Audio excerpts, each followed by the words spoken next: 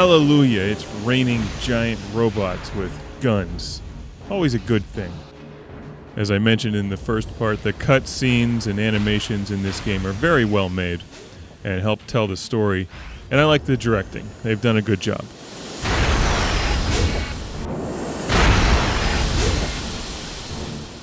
Let's take a look at and review the intricacies of the battle system here in Front Mission 4.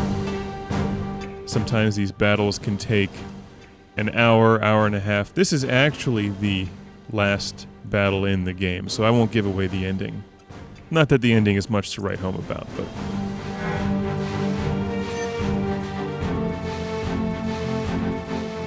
This is a good one to show because it's huge, and it has just about every kind of situation in the game.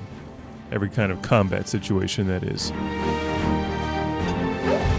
I have my robots, my Wanzers, outfitted with a variety of weapons, tactics, and skills. What you saw me do at first was to put a couple of the characters behind buildings because this is a very powerful enemy that I'm fighting, and they have missiles. And if you get close to a building, if they try to launch rockets or missiles at you, they will frequently impact the top of the building and miss you.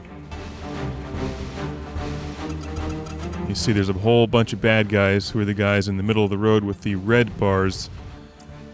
Enemies there. If I get close to them, they're going to tear me to shreds, so I'm going to hang back and try to get them in between some crossfire.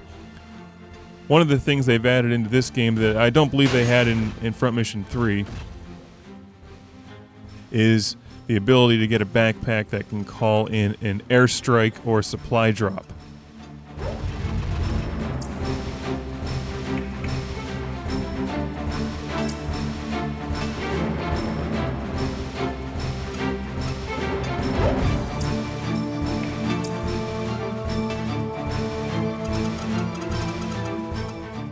What you saw a moment ago when I was putting that huge red area in the middle of the road is that's setting up the airstrike zone, and I'm hoping that some of the enemy Wanzers will walk into that space, and then they're going to get pounded beyond belief by an airstrike, which is very powerful and effective for hitting a lot of bad guys at once.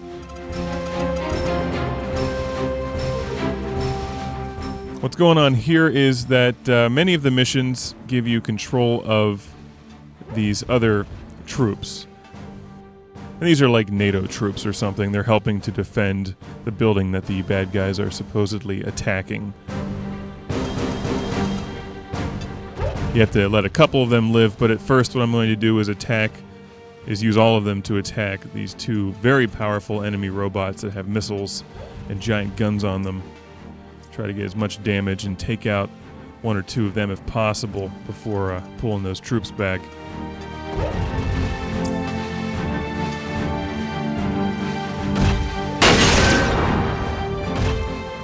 That's one of the things I like about the front mission games and strategy games in particular, is that you have this variety of options on how you can play it, what enemies you want to attack, how you want to achieve your goals.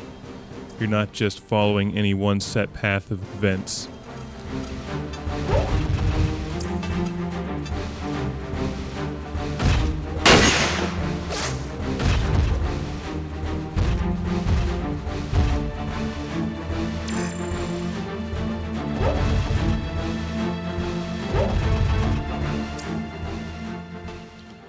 We're getting an up-close look here at my characters and how they are all linked.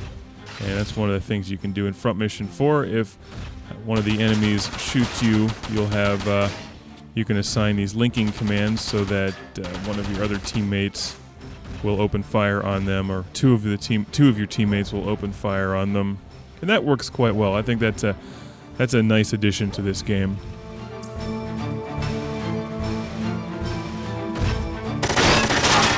And you can make your team very powerful by linking. And as I mentioned in the first part, I tend to attack in these packs of three or four Wanzers at once, because that way you maximize the amount of gunfire that you can just shower your opponents with, while keeping one or two of my characters off to the side, dropping missiles on them.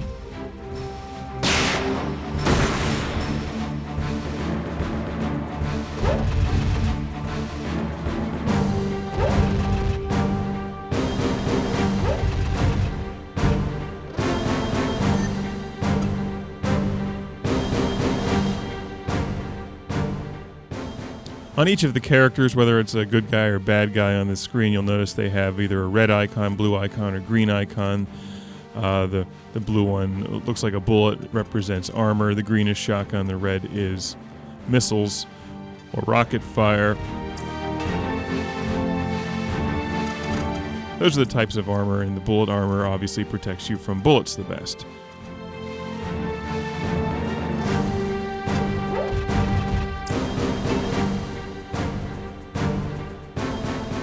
When you're attacking somebody, you can look at their statistics and see what parts of their robot are damaged. When you get later in the game, in fact, later in the game, you can get some special commands for your sniper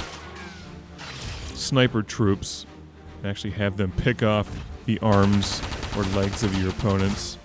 But you can also look and see if somebody has shotgun armor, and then you can attack them with a machine gun or rockets, and then you can give your own robots various types of armor. In fact, there's even something with one of the backpacks, the same backpack that does the airstrikes, that you can shower your entire team with an additional armor coating. The game can get quite complex.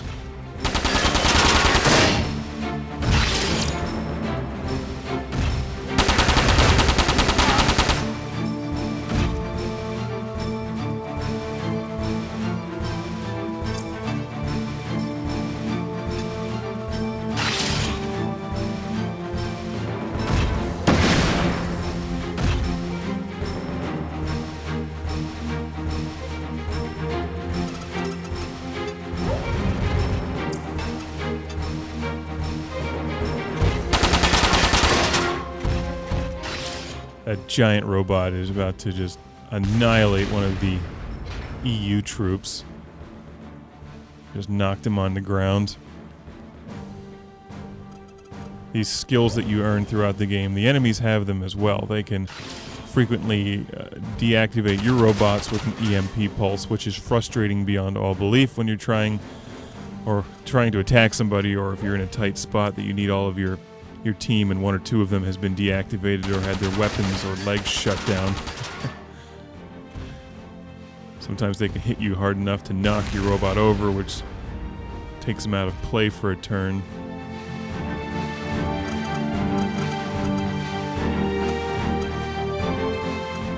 You can increase the speed that your troops are moving on screen, and you'll want to do that later in the game. It helps to speed up the gameplay once you get used to all the commands and what's actually going on. If you're watching it on screen now, if you've never played a game like this, it may all look a bit confusing because I'm going through the menus rather quickly. The sniper robot, you just put a huge hit on that guy. Snipers are very effective in this game.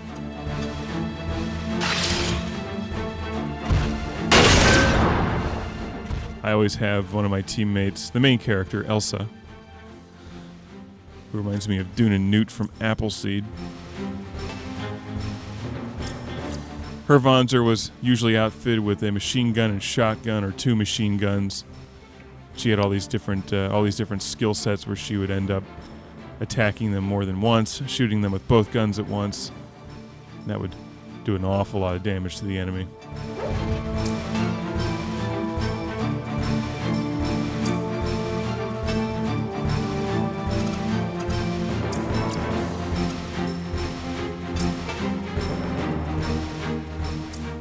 Typically, you can't pick which part of your enemy you want to attack.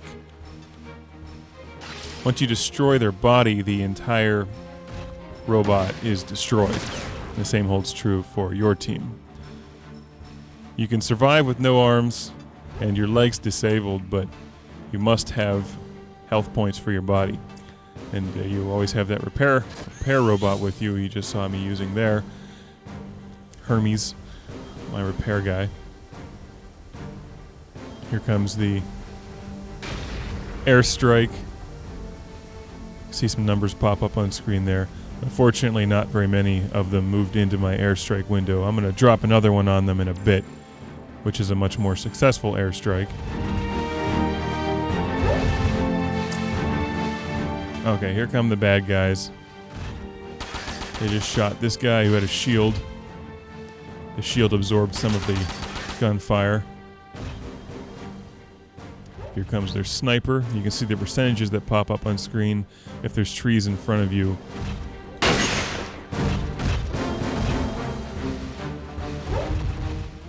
Or obstacles. It will reduce the hit percentage.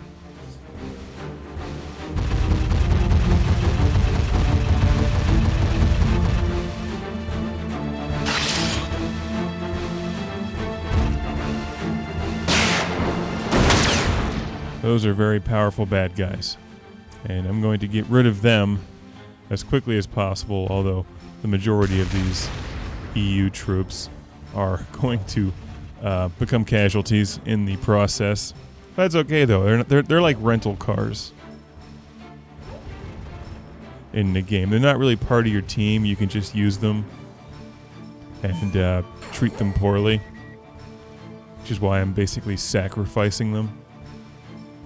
But you can't sacrifice them entirely or else you lose.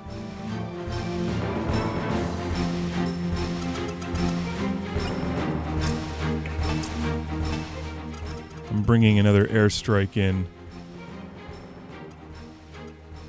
And I have a good idea where some of these guys are going to be in the next round, where they're going to attack me.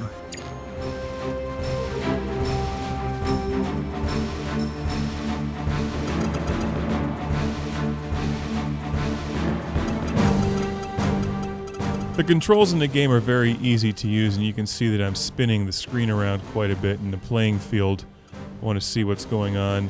You use the PlayStation analog sticks to do this. It becomes like second nature after a while. I'm currently playing, as I'm doing this review, I'm currently playing through Front Mission 5. Every now and then I play through another round, like you're watching now. And Front Mission 5 is entirely in Japanese because it's a Japanese game.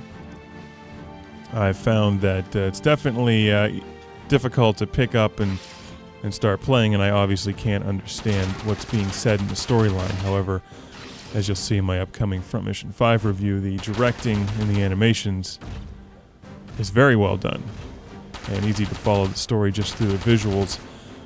The actual combat, like what you're watching now, is very similar. And even though I can't read the Japanese on screen with what's going on, because I became so familiar with how to play Front Mission 4, it's actually fairly similar to pick up and play Front Mission 5. And by the time you finish Front Mission 4, you'll have gone through 50 or 60 different battles.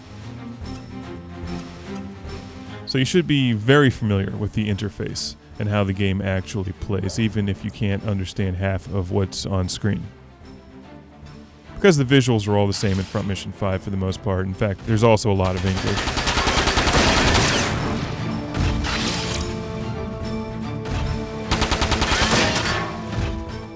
Alright, there's a lot of linking going on here between different characters, and you can see that you can just pound the hell out of the bad guys if you have 2 or 3 different teammates shooting them all at once.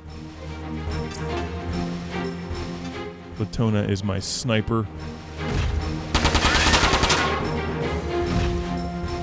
As you buy more powerful weapons as you go through the game.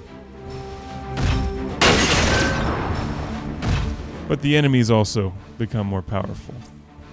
So it sort of evens out.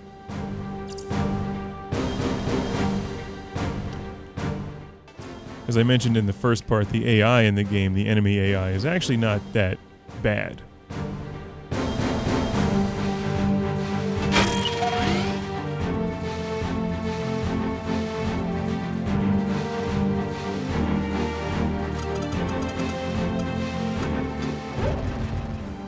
In fact, in many cases, I ended up losing once or twice in a battle until I figured out what I needed to do to overtake the enemy. Later in the game, the enemy troops also come with repair Wanzers, which makes things very frustrating because frequently your guys will be showered with missiles or deactivated by EMP pulses, or will have their legs snipered out and can't walk very fast, and the enemy robots that you've just spent all of your ammunition attacking will run away and get repaired.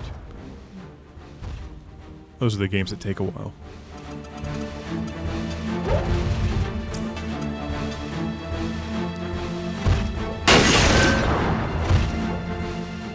if you're watching this far into the review, you'll probably find the game interesting.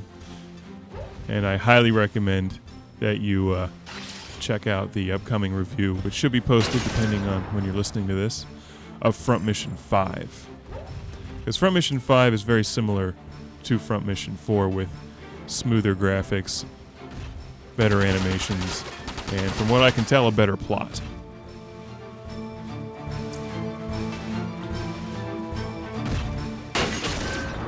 I'm going to run this battle until I take down one of the enemy higher ups named Wagner.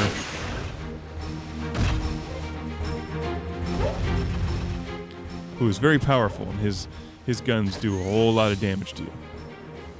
See that the enemy just got repaired, and here comes the giant enemy robot around the corner, which is dangerous because that means that pretty soon my guys are going to be within missile range once he gets out from behind those buildings.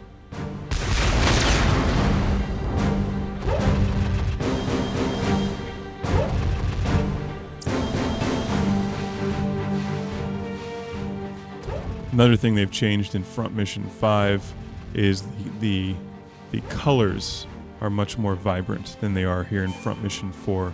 Front Mission 4 does tend to be very gray. Has a very subdued color palette. You see that little thing, there's like a little arrow that's blinking or moving over one of the EU troops. That means he has been deactivated by an EMP pulse and is pretty much useless. So he's just going to sit there and be attacked by the enemy. Okay, here's Wagner.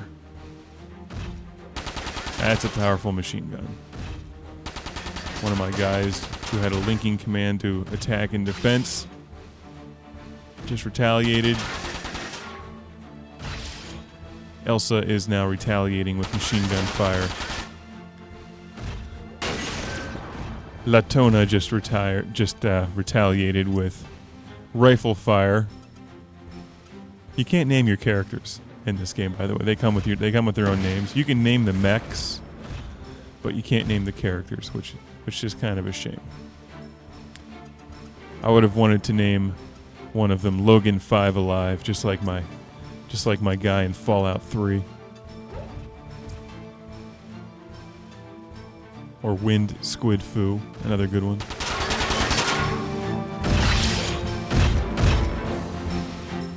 Elsa's doing the double shot. Not of whiskey, of machine guns fire.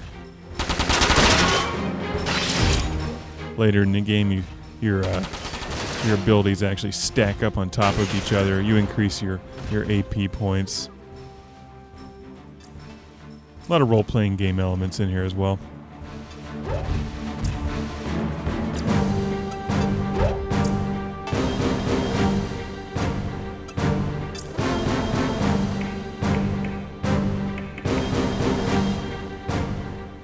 I'm going to try to use an EMP pulse on this guy with very little success rate, and nothing happened. Since this very powerful enemy came within gunfire range of about 4 of my teammates, you can see there's been an awful lot of damage done to him.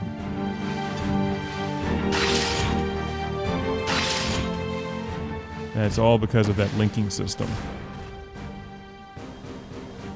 If I tried to go up against him with one or two Wanzers without any linking, I would have just been annihilated. Which is pretty much what's happening to these other troops. They don't have any... You don't really have a linking system when you deal with these additional troops, these EU troops, or UN troops, whatever they're called in the game. And consequently, they're all almost dead. In fact, I'm going to pull one of them out of there pretty soon. Assuming they have any legs left.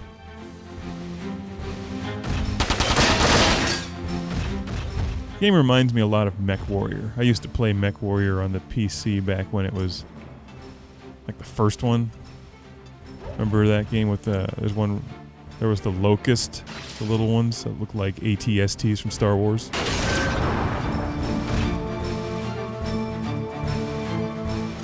haven't played that game in years. Used to run. You'd go into the bar and take missions and earn money and.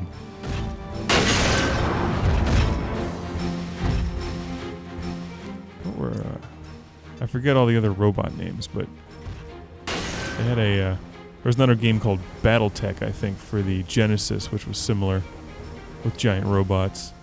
Okay, here comes the final airstrike, and I really just pounded 3 of those guys at once. And Wagner cries. I cannot. No, I cannot. Well, sorry, pal. You've just been wiped out by the classic game room. My review of the gameplay is it's solid for the type of game that this is.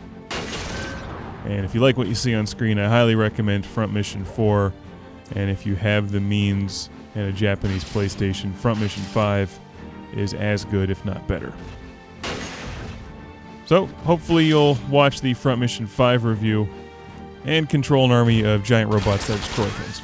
See you next time.